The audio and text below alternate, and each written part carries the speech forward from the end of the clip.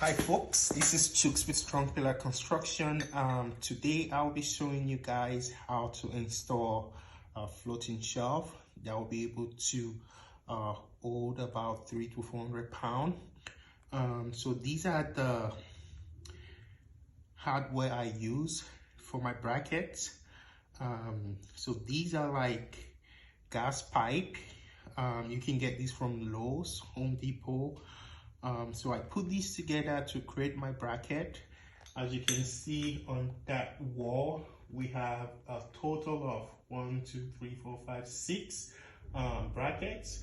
Those brackets will be what is going to support the floating shelf.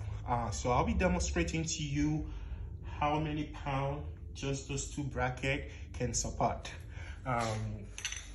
Let's go. So this is the shelf. So there's what I did. I drilled a hole on the back of the shelf with my drill bit, and we're just gonna slide it in, see what happens.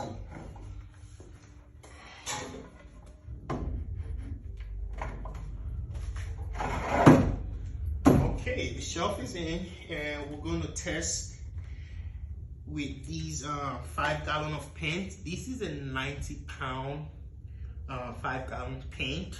We're gonna put these on top and see what happens.